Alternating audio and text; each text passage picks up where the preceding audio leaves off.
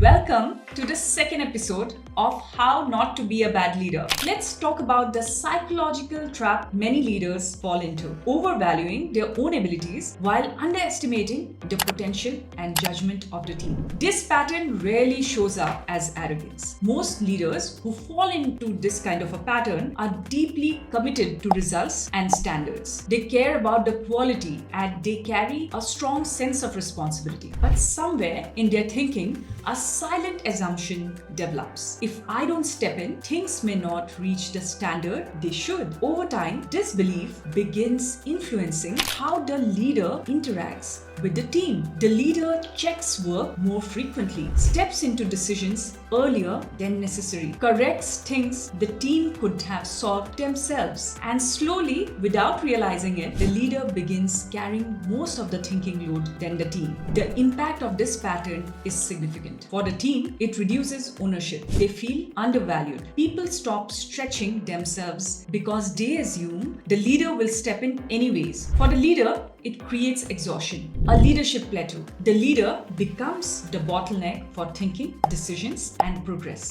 And the most interesting part is that this behavior usually comes from very specific beliefs. Hi everyone, I'm Mohsin Ahmed, the founder and host of the Self-Discovery Podcast and the Quantum Leaders Program. In Quantum Leaders, we don't just talk about leadership behaviors, we work at a level where those behaviors actually begin. Belief systems, identity, fears, subconscious leadership patterns. When these internal patterns change, leadership behavior changes naturally. 3 beliefs that often drive this pattern are: as a leader, it is my responsibility to make sure nothing goes wrong. If I'm not closely involved, the quality of my work may drop. My value comes from being the person who can handle things better than others. These beliefs do not develop randomly. They usually come from deeper conditioning. There are typically 3 places where this kind of conditioning forms. Professional conditioning. Many leaders build their careers by being the most dependable problem solver in the room.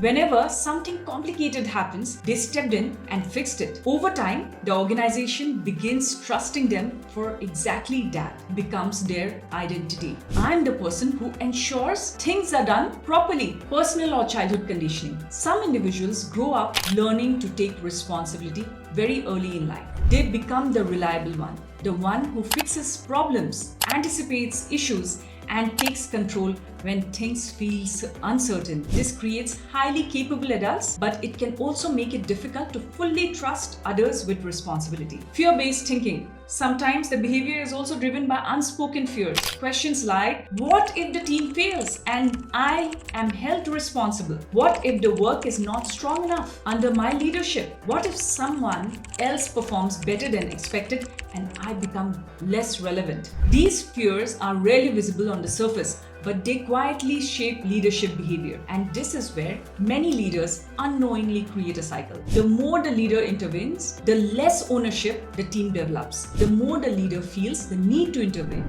Breaking the cycle requires a shift in belief of the leader. At high levels of leadership, success is not defined by how much the leader personally contributes to every problem. When leaders begin assuming capability instead of assuming limitations, something powerful happens. People start thinking more independently, they take ownership of decisions, and the team becomes stronger, not just the leader. This is exactly the kind of shift we work on inside the Quantum Leaders program. Leaders stop carrying the entire weight of performance themselves and start building teams that are capable of carrying it together. And that is when leadership truly begins to scale.